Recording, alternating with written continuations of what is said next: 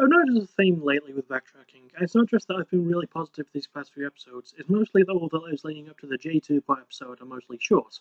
But while most bands thus far this season have sort of been free of controversy, today's band, sadly, not so much. Get Scared first formed in Leighton, Utah in 2008, and have kept a mostly consistent release schedule and lineup since then, until the recent news that they'd be going on hiatus for lead singer Nicholas Matthews goes to rehab for heroin addiction. But that's not the only controversy we'll go over, or the only thing about the band, as I've got music to talk about too, and let's hope that the Dead Days comes out sooner rather than later. Now, let's face the music. We start with the band's first album, Best Kind of Mess, released in 2011 through Universal Motown. It was produced by John Feldman, Sheep Goodman, Aaron Asseta, I hope I'm saying that right, and it makes it the band's only album to not only have these producers, but to have more than one producer. This is also the band's only album to have a four-member lineup consisting of lead singer Nicholas Matthews, guitarist Johnny B. Scared Braddock, that's two of them, guitarist slash bassist Bradley Lloyd Iverson, and drummer Dan Juarez. Also, it contains my first Get Scared song in Sarcasm, as I'm sure was the first Get Scared song for most fans.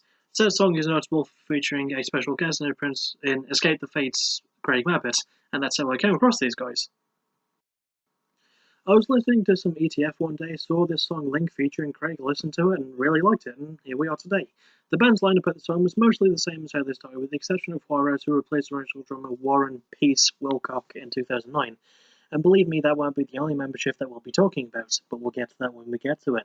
So, the band first gained traction after releasing their debut EP titled Cheap Chicks and Theatrics, with their songs If Only She Knew Voodoo Like I Do and Setting Yourself Up for Sarcasm, re-recorded just Voodoo and Sarcasm respectively on Best Kind of Mess. And yeah, the album did pretty well for itself too. The band got to headline their own tour called the Fuck You All Tour, with Escape the Fate, Aiden, Dr. Acula, and Iset's Skill-Making appearances as well, among others. However, it wouldn't be all peaches and gravy, as Nick would leave the band in late 2011 to focus on another band named Blacklisted Me, and he would be replaced by Joel Favia soon after, and, believe me, we're gonna get to him. But before we do, let's talk about this album. It immediately shows the band's sound, mixing post-hardcore, screamo, and some gothic elements as well. It's a really good mixing pot of genres, and back in the day, these guys were one of the first heavy bands I listened to that were trying to do something more unique. It added to their image and message a bit more, and it was cool to listen to something a bit different. And for what is a riskier mix of styles, it works well. Could just be John Feldman's amazing production abilities, could be the band themselves, who can say. The structure is balanced, and I love the eerie tone and vibes that the album gives off at times. The lyrics cover things like addiction, death, love, and religion, and it's always nice to have dark subject matter matching a dark sounding album, and the band know how to strike that balance perfectly. Nick's vocals are fierce with amazing range in both singing and screaming. Johnny and Bradley kill it with stellar riffs, nice solo stuff, and good bass work from the latter as well.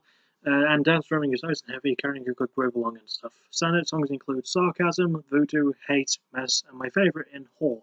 Dark, fun, and balanced, and Best Kind of Mess is an enjoyable ride for an album, and I can recommend it. It's pretty good.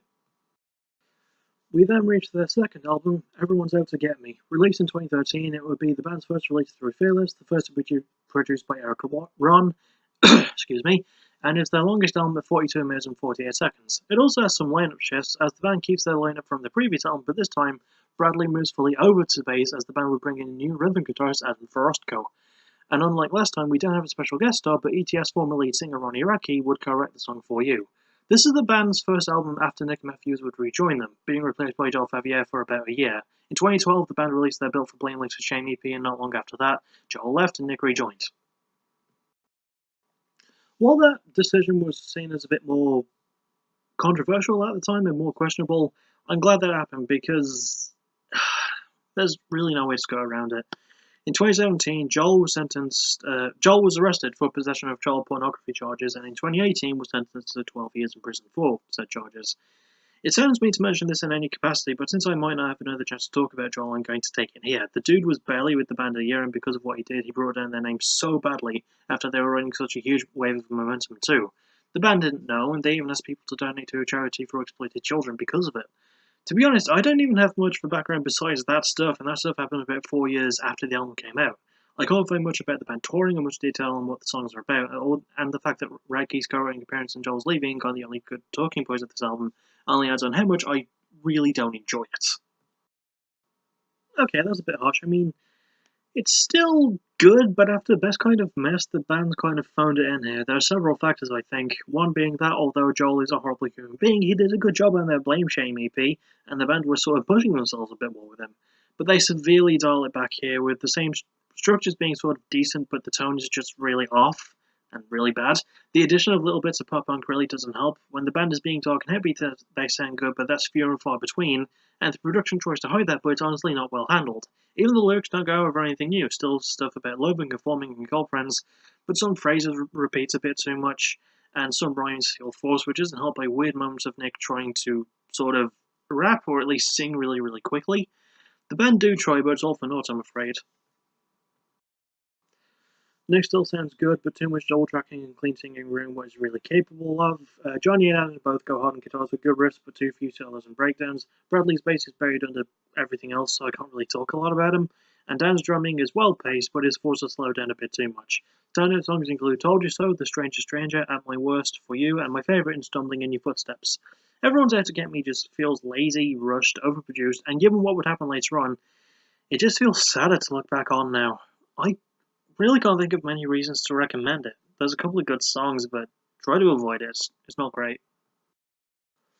And lastly, we reached the band's third and so far final album, Demons. Released in 2015, it would again be through Fearless, again be produced by Erica Ron, why can't I say that correctly? And it's the band's shortest album at 40 minutes and 25 seconds. Obviously, as I've said before, this would be the band's last before they go on hiatus, but damn it if they don't go on a strong note with this one. Background first, though, obviously. So the promotion for this album was handled quite well. They first released the song Buried Alive, and that sounded awesome. They then followed that up with Suffer, which also kicks ass. And then the last single released was the last track on the album titled R.I.P. And despite it being the last track, it still sounds really good even after hearing it before the album's release, and even still listening to the album a few times. The band even got some cool touring opportunities, playing alongside the likes of New Year's Day and Nighty Stars, and the band even got to tour internationally, going to Japan and Mexico. Another cool thing is the album's cover. Besides just looking badass on its own, it actually shows a time that doesn't exist. I know that's confusing, but stick with me. So the hour hand is just past 1 o'clock, but the minute hand is between 11 and 12. So, yeah, that is badass, but it also shows the album's themes in a way. In few ways, Demons harks back to their debut and Cheap Trick's EP, adding more gothic metal elements. It's the band's heaviest and darkest album in terms of both music and lyrics, and production. Damn. What they tried to bury with it on Everyone's Out to Get Me, yeah, we actually get to hear all that this time. So further proof that nobody has any excuses to make about that album. Because they had the same stuff, just didn't work out as well, for some reason. Demons adds a bit of experimentation to the band's sound too. Not just satisfied with being heavy, the band decided to test what they could do, adding things like chanting choruses and new production techniques tried on the vocals. It gives the album an eerie feeling, like it's the kind of thing you'd listen to while you're walking through a graveyard on Halloween and you just took some really bad LSD. And you've got to remember, this album came out in 2015, a year where metalcore was going through a more experimental phase, to say the least. But it's one of my top 10 albums of that year because it's really, really good. The structure is barely repetitive and has a lot of twists to it, with the newfound darkness and heaviness really adding to it. The lyrics cover death and life, which is sort of the album's concept in a way, along with addiction and battling personal demons, adding a nice layer of emotion to everything, to all the heaviness, which I quite like. And the band deliver on all fronts too. Nick's vocals are rangy, raw, and balanced. Johnny and Adam kill it with great riffs and breakdowns. Bradley's bass is deep, thick, and adds a lot of layers. And Dan's drumming is heavy, hard, and strong, and sounds awesome. Standard songs include Suffer, What If I'm Right, the title track R.I.P., and my favourite, In the Devil's in the Details. Going back to their roots while adding new elements, Get Scared, Kill It with Demons. It's dark, heavy, but surprisingly measured with its tone, and produced so damn well too. I can recommend this one. So, let's round them up. Most favourite is Demons. I've said why tons of times, but I'll say it again. It's darker, it covers more serious stuff than the band is used to, and I like what they added on to it to make it stand out as much as it does. Least favourite is Everyone's Out to Get Me. It's lazy, it's forced, and it came out way too quickly after what happened. So there was a dark cloud sort of hanging over them from the start, even if they didn't know at the time. But it's still not a great album to look back on, even if all that stuff with Joel didn't happen. So, yeah. But who knows? It could have been any sort of Cheap Tricks that were playing us this whole time. That's my band song thing pun. Yeah. There's always going to be one. Deal with it. Anyway, join me next time as we cover Myrtle Beach, South Carolina's own 100th.